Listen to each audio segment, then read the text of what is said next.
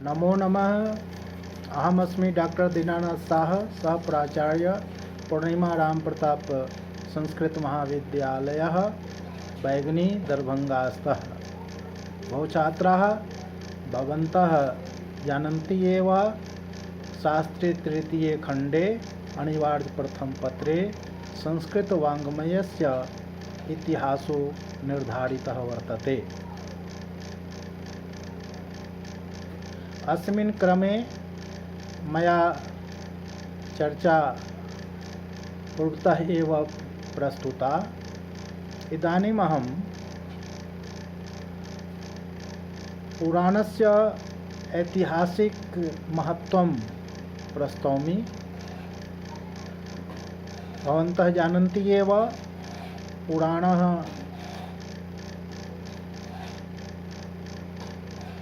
अस्मदीय संस्कृत वाङ्मयस्य अमूल्य धरोहरः वर्तते। तेषाम् अध्ययनं करणीयम्। इदानीं ऐतिहासिकदृष्ट्या पुराणस्य महत्त्वं द्रष्टव्यम्। सुखबोधाय हिंदी भाषायामेव प्रस्तौमि। ऐतिहासिक एवं धार्मिक दृष्टि से पुराणों का महत्व सचमुच अधिक है। पुराण भारतीय इतिहास, सभ्यता एवं संस्कृति के विश्वकोश हैं। उनमें दी गई वंशावलियाँ प्राचीन भारतवर्ष के राजनीतिक इतिहास के लिए विपुल सामग्री प्रस्तुत करती है। पुराण का ऐतिहासिक महत्व धार्मिक महत्व से कम नहीं है। पुराणों में पुराण का लक्षण बतलाते हुए कहा गया है, सर्गश्च प्रतिसर्गश्च वंशो मन्वन्तराणि च वंशानुचरितं चैव पुराणं पंचलक्षणम्। अर्थात सर्गः अर्थात सृष्टि, प्रतिसर्ग अर्थात सृष्टि का विस्तार, लय और पुनः सृष्टि, सृष्टि की आदि वंशावली, वंश, मनवंतर अर्थात किस किस मनु का समय कब तक रहा और उस काल में कौन सी महत्व की घटना हुई, तथा वंशानुचरित तथा सूर्य तथा चंद्रवंशी राजाओं का वर्णन। यही पुराणों के 5 विषय हैं।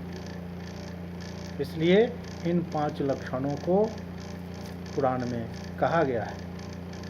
मानव समाज का इतिहास तभी संपूर्ण समझा जा सकता है जब उसकी कहानी सृष्टि से आरंभ कर वर्तमान काल तक क्रमबद्ध रूप से दी जाए। पुराण का आरंभ होता है सर्ग से, सृष्टि से, और अंत होता है प्रतिसर्ग, प्रलय से। इन दोनों छोरों के बीच में होने वाले विशाल कालखंडों, मनवंतर का, राजवंशों का तथा महत्वशाली राजाओं का विवरण देना पुराण का पुराणत्व है।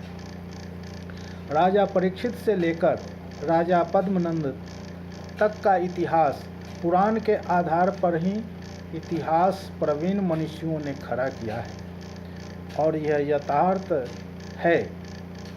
इसमें संदेह करने के लिए स्थान नहीं कि प्राचीन भारतीय इतिहास के अंधकारपूर्ण इतिहास को उज्ज्वल रूप में प्रकाशित करने में समर्थ हुए हैं। पौराणिक अनुश्रुति को सूतों ने बड़ी सावधानी से सुरक्षित रखा है।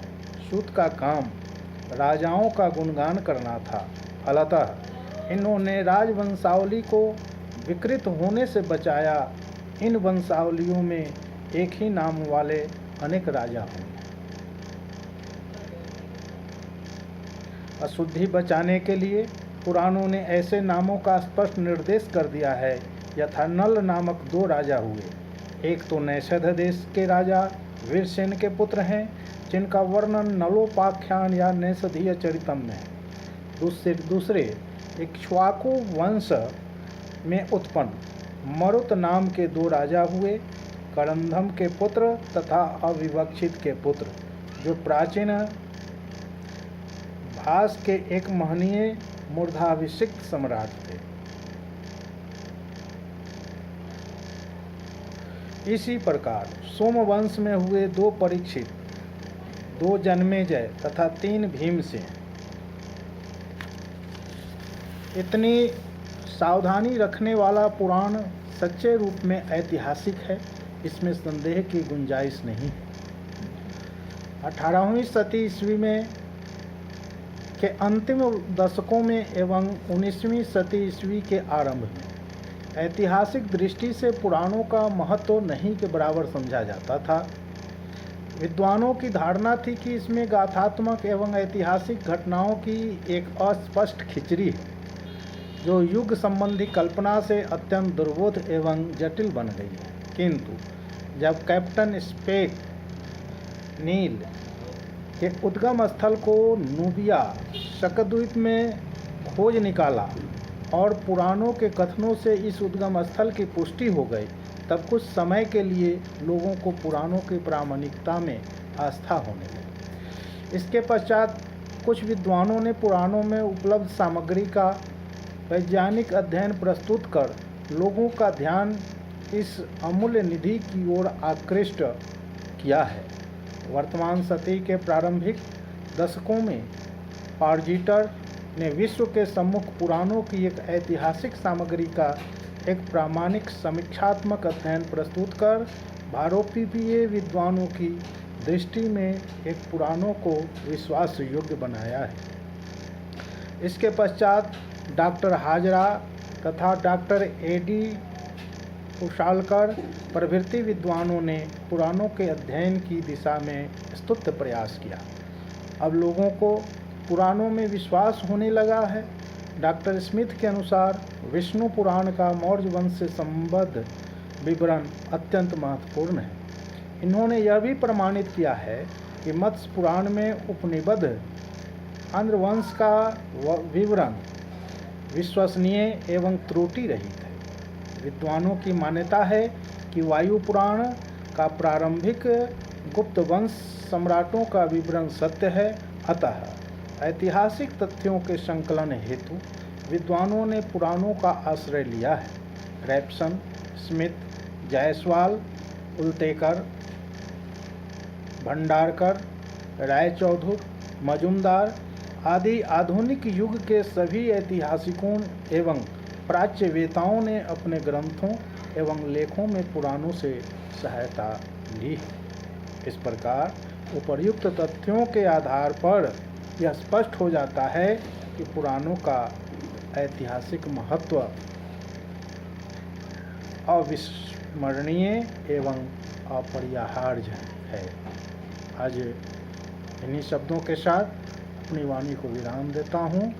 धन्यवाद।